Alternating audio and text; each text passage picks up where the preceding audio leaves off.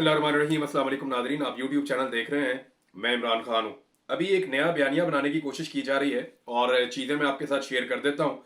एक आधे वीलॉग में और ज़रा थोड़ा सा आप बर्दाश्त कर लें, उसके बाद ये ऑडियो ठीक हो जाएगी और चीज़ें बेहतर हो जाएंगी इंशाल्लाह। जो बयानिया नया बनाया जा रहा है वो ये है कि जनाब नवाज शरीफ साहब अब चाहते हैं कि इमरान खान साहब बाहर आ जाएं। ये बयानिया क्यों बनाया जा रहा है, ये बड़ी इंटरेस्टिंग चीज़ है और आपको बड़ा मज़ा आएगा। मैं जब कैद में था ना, तो जब मुझे छोड़ा जाना था तो कुछ दिन पहले जो उस वक्त पूरा सिस्टम था उन्हें यह पता चल गया कि इमरान रियाज को अब छोड़ दिया जाएगा। कुछ बहुत सारे ऐसे सहाफ़ी भी होते हैं जो एस्टेब्लिशमेंट के बहुत करीब होते हैं, छोटी मोटी चीज़ें उनको पता चल जाती हैं। तो जब सबको अंदाज़ा हो गया कि इमरान रियाज को छोड़ा जाएगा तो फिर ये बयानिया भी तब बनाया गया कि नवाज शरीफ साहब जी इमरान रियाज को अब छुड़वाना चाहते हैं। तो नवाज शरीफ साहब मुझे क्यों छुड़वाना चाहेंगे ये तो सारी दुनिया जानती है, और नवाज शरीफ साहब का किस बारे में क्या रोल रहा है ये भी सारी दुनिया जानती है। तो अब इमरान खान साहब को जनाब नवाज शरीफ साहब छुड़वाना चाहते हैं, ये बयानिया बनाया जा रहा है इसलिए कि इमरान खान साहब ने नवाज शरीफ को छोड़ा था और नवाज शरीफ को पाकिस्तान से बाहर इलाज के लिए भिजवाया था। जब मियाँ साहब की प्लेटें गिर गई थी तब मियाँ साहब को इमरान खान साहब ने तरस खा के बाहर भिजवाया था। अब एक ऐसी अब बयानिया बनाया जा रहा है, ऐसा कुछ नहीं है, कोई भी इमरान खान को नहीं छोड़ना चाहता, ना पाकिस्तान की एस्टेब्लिशमेंट छोड़ना चाहती है इमरान खान को, ना मियाँ नवाज शरीफ इमरान खान साहब को छोड़ना चाहते हैं, कोई भी नहीं छोड़ना चाहता। बल्कि ये लोग चाहते हैं कि इमरान खान साहब कैद के अंदर रहें और उनको आज़ादी ना मिले। अब हो ये रहा है कि आलमी सतह का प्रेशर लगातार बढ़ता चला जा रहा है, उस प्रेशर को ये क्या उठा पाएंगे, बड़ा सवाल ये है। अब ये बयानिया जैसा मर्जी बना ले अपनी फेस सेविंग के लिए, लेकिन उस बयानिए से कुछ बनेगा नहीं, क्योंकि पीएमएलएन जिस लेवल पे गिर गई है अवामी मकबूलियत के नुक्ता नज़र से, वहां से उठना पॉलिटिकल पार्टी के लिए बहुत मुश्किल है, उसके लिए बहुत बड़ी कुर्बानी देनी पड़ेगी।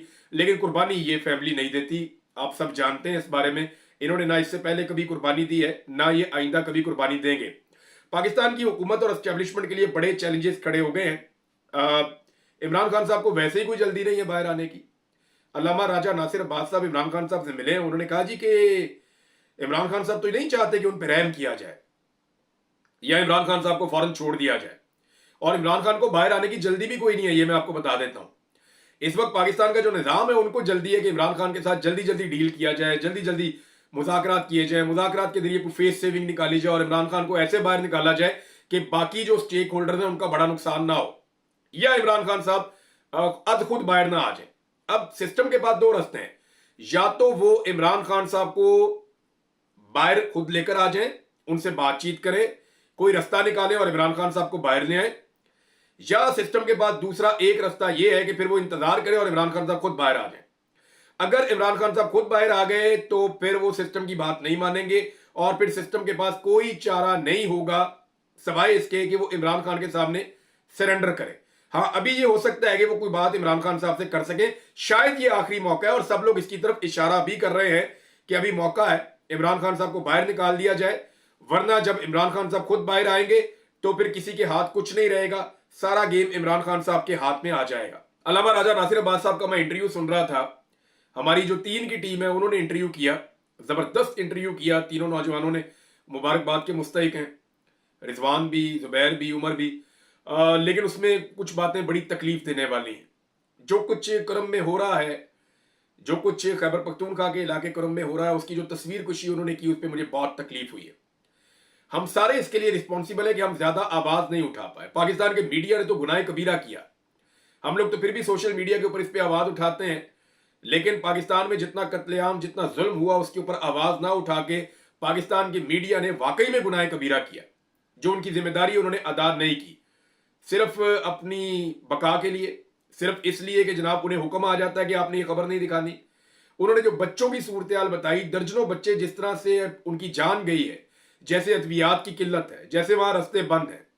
क्या ये जो रियासती वसाइल है ये सिर्फ पाकिस्तान तहरीक इंसाफ को कुचलने के लिए है? क्या सियासी इंजीनियरिंग के लिए सारा का सारा पाकिस्तान का जोर और पाकिस्तान की ताकत लगनी है? क्या कुरम के शहरियों का कोई हक नहीं है कि वहां पे अमन हो जाए, वहां पे जंगबंदी हो, वहां पे हालात बेहतर हो, वहां पे अद्वियात पहुंचे, वहां के रास्ते खुले, किसी तरह रियासत वहां पे अपने वसाइल इस्तेमाल करे? लेकिन ऐसा लगता नहीं। और एक ऐसी चीज जिसे कंट्रोल किया जा सकता था टाइमली, उसको टाइमली कंट्रोल ना करने के नतायज हम देख रहे हैं और वहां के लोग भुगत रहे हैं। अब हुआ यह है कि हुकूमत के लिए एक बहुत बड़ा चैलेंज है, पाकिस्तान की एस्टेब्लिशमेंट के लिए भी एक बड़ा चैलेंज है, क्योंकि पाकिस्तान की एस्टेब्लिशमेंट आलमी सतह पे अगर आप देखें तो एक नन्ही मुन्नी एस्टेब्लिशमेंट है। ये तो बड़ा आसान है कि पीटीआई के पुरअमन शहरियों को यहां पे जो है वो निशाना बनाया जाए, लोगों को जबरी तौर पे पाकिस्तान में लापता कर दें। निहत्थे लोग हैं, क्या कर सकते हैं? लोगों को गोलियां मार दी जाए, निहत्थे लोग हैं, क्या कर सकते हैं?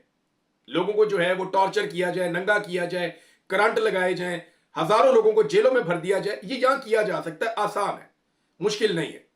लेकिन इंटरनेशनल एस्टेब्लिशमेंट जब मुकाबले पे आती है तो फिर पता चलेगा कि कौन किसको टक्कर देता है। क्या वहां पे पाकिस्तान की एस्टेब्लिशमेंट तसादुम कर सकती है?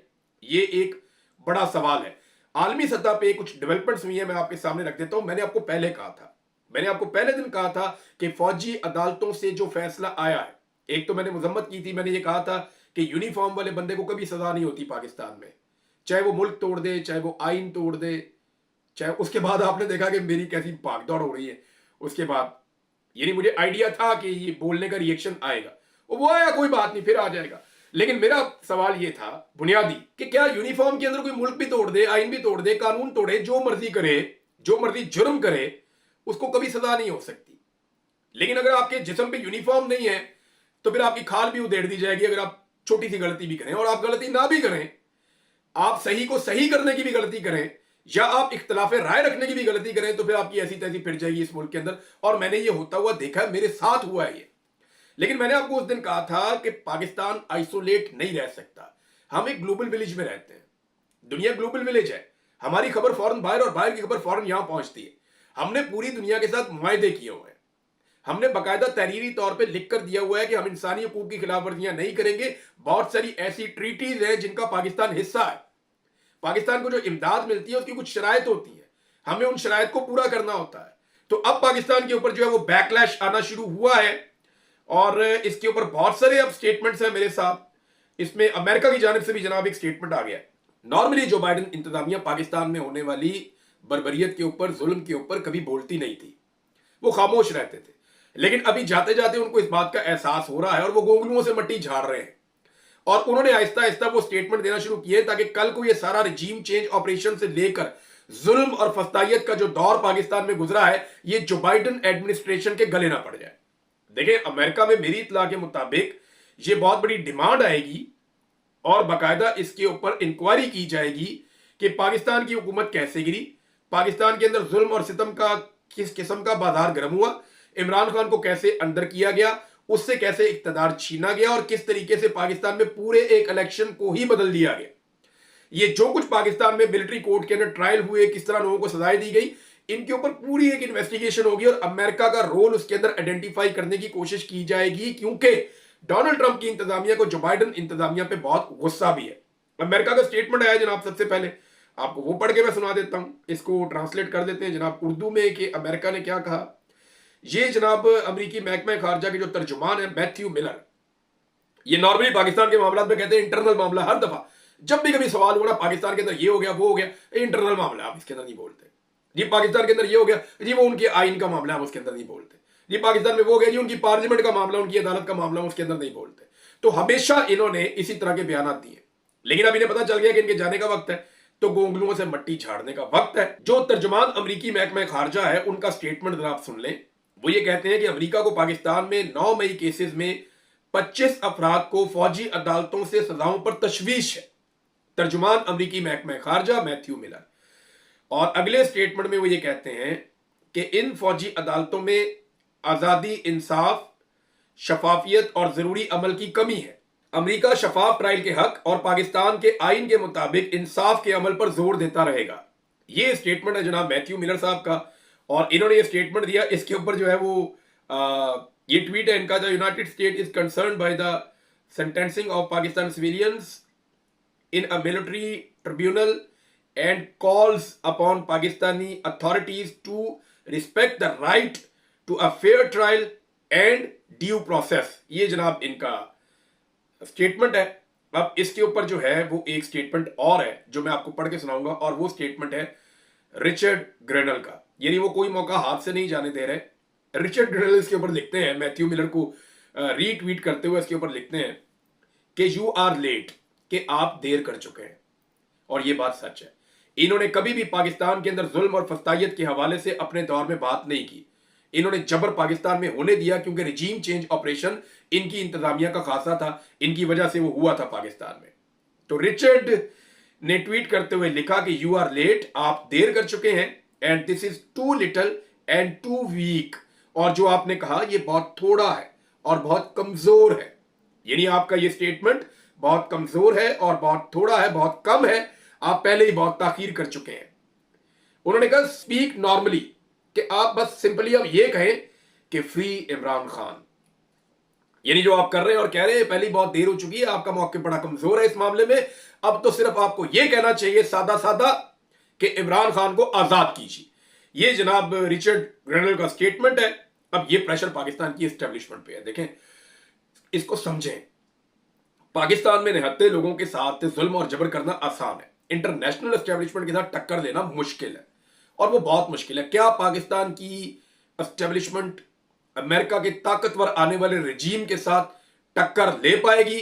पाकिस्तान की मिलिट्री एस्टेब्लिशमेंट का ये रिकॉर्ड है कि इन्होंने कभी भी अमेरिका के सामने ना कहने की जरूरत नहीं की। अपना बड़ा क्लियर और स्टेट रिकॉर्ड रखा है कि जो अमेरिका ने कह दिया वो कह दिया, जो अमेरिका ने फरमा दिया हमने उसके ऊपर चलना है। ये कभी अमेरिकन ख्वाहिश के खिलाफ नहीं गए, हमेशा अमेरिकन ख्वाहिश। उन्होंने कहा जी अफगानिस्तान में लड़ना है, जी लड़ना है, रशिया को मारना है, जी मारना है। अब जनाब तालिबान बहुत अच्छे हैं, जी बहुत अच्छे हैं, अब तालिबान गुंडे बन गए, उनके ऊपर हमला कर दो, जी ठीक है।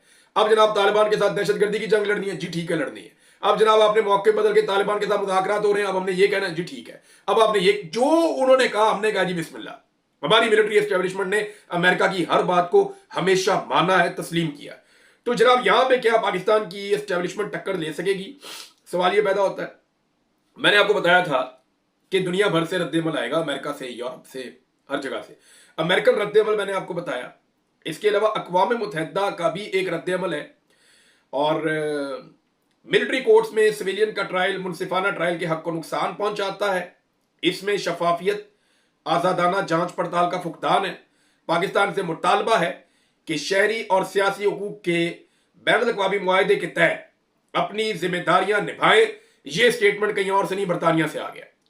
यानी अमेरिका का मैंने आपको बताया, बरतानिया का बताया, यूरोपीय यूनियन का स्टेटमेंट पहले ही आ चुका है और वो वार्न कर चुके हैं जीएसपी प्लस स्टेटस के हवाले से कि पाकिस्तान के पास जो जीएसपी प्लस स्टेटस है वो खतरे में पड़ जाएगा अगर पाकिस्तान उन मुआहदों की खिलाफ वर्जी करेगा जिनके ऊपर पाकिस्तान ने दस्तखत कर रखे हैं।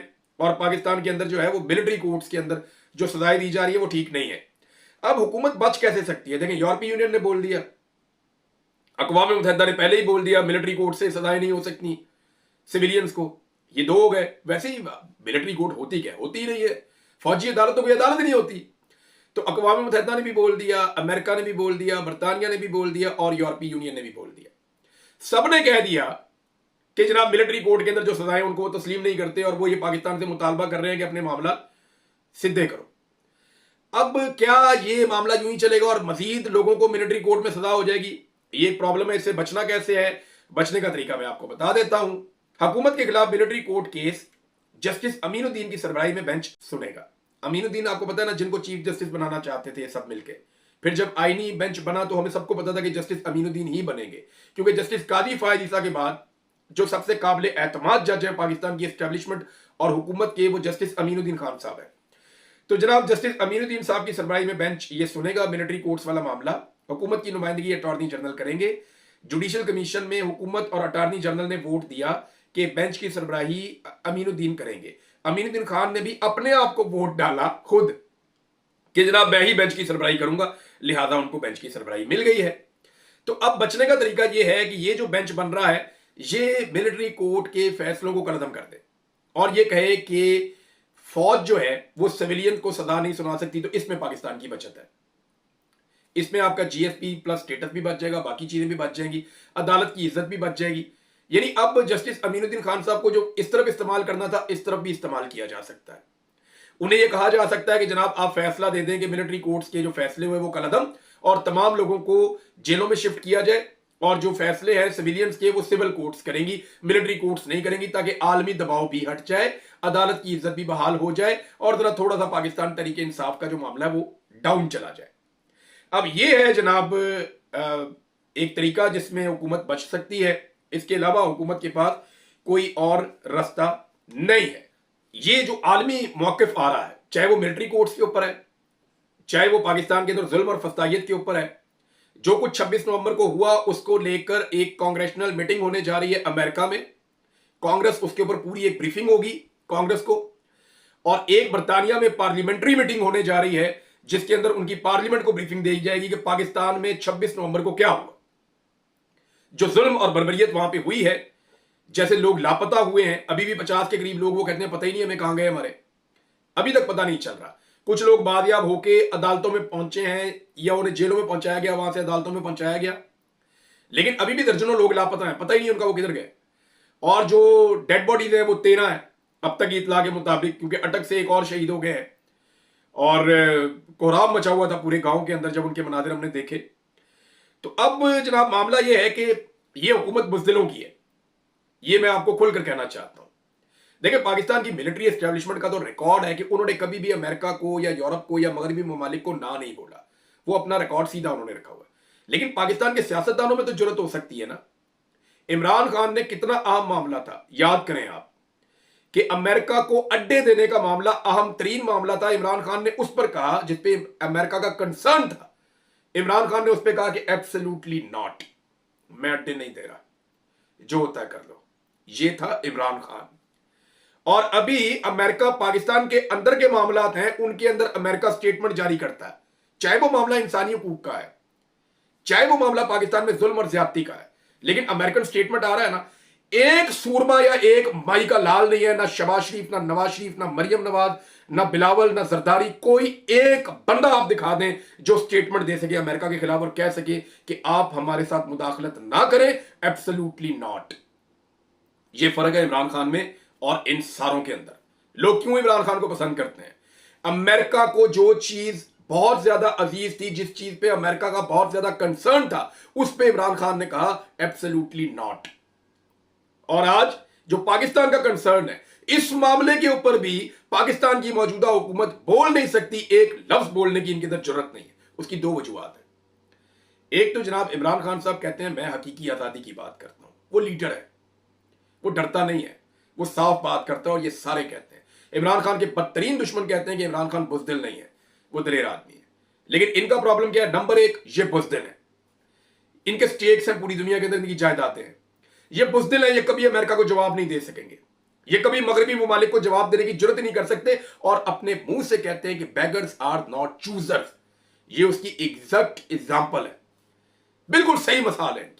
ये कभी भी अमेरिका को जवाब नहीं दे पाएंगे, अभी तक तो किसी ने भी जवाब नहीं दिया।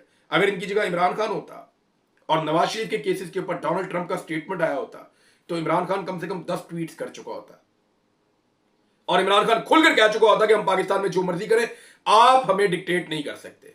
और अगर इमरान खान होता तो शायद ये मिलिट्री कोर्ट्स के ये मामला पहले होते रहे इमरान खान के दौर में भी, लेकिन इस किस्म की बर्बरियत उसके दौर में ना होती है। जब भी आते थे एहतजाज करने के लिए, इमरान खान इनको जगह देता था। इमरान खान ने कभी कंटेनर की दीवारें खड़ी नहीं की, इमरान खान ने कभी ऐसे गोलियां नहीं चलाई, लोगों का कत्लेआम इस तरह से नहीं किया। हालांकि उस दौर में भी एस्टेब्लिशमेंट ने बड़ा काम गर्म किया हुआ था तहरीक लब्बैक के खिलाफ, और जगहों पे भी इधर उधर। जनरल बाजवा ने हमें कहा कि तहरीक लब्बैक के बखिए उधेड़ तो सबको, मीडिया को वो कहते थे। तो मैंने तो जनरल बाजवा को कहा था, मैंने कहा जी आप स्टेटमेंट दे देना, तो उसके ऊपर भी जनरल बाजवा साहब नाराज हो गए थे। तो अब मामला ये है जनाब कि ये सारे चुप करके बैठ गए, और कोई भी इस वक्त अमेरिका को आगे जवाब देने के मूड में नहीं है। ये सिर्फ इमरान खान ही था जो एब्सोल्युटली नॉट कह सकता था।